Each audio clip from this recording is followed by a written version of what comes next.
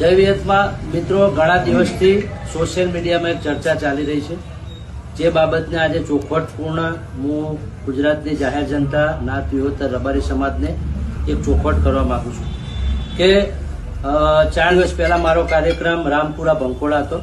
Rampura programme દરમિયાન જે પણ ગીતની ચર્ચા ચાલી રહી છે, જે પણ ટુકડા પડી રહ્યા છે, એ ગીત મેં કોઈ ઈરાદાપૂર્વક ગાયું નથી, જેમાં હું કંઈ જાણતો નથી અને ભૂતકાળમાં શું બનાવ બનેલા છે એ વિશે પણ મને કંઈ જાણકારી નથી. જે મુજબ રાબેતા મુજબ હું ગામે ગામ પ્રોગ્રામ કરવા જઉં છું એવી રીતે ત્યાં ગયો હતો અને આ રીતે મારા જોડે ફરમાઈશની ચિઠ્ઠી આવી હતી, એ ચિઠ્ઠી હું ગાયો હતો. બાકી બિલકુલ નિર્દોષ છું, એ વાતમાં હું કંઈ જાણતો નથી અને કોઈ વસ્તુ હું હાથે રહીને જાત રૂબરૂ ગાયો જ નથી.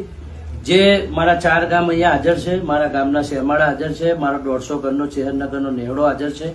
બધા વચ્ચે હું નાત વિહોતર વડવાળા દેવ, વાળીનાથ મહાદેવ, વડોદરાની મેરડી, કાહવાના ગોગન, મારી ગોડાચેરાની વિહતની 4 ગામની માતાની સાક્ષી સોગંદ કરીને કહું છું કે બિલકુલ નિર્દોષ છું. હું કોઈ જાણી જોઈને આ વસ્તુ ગાયો નથી.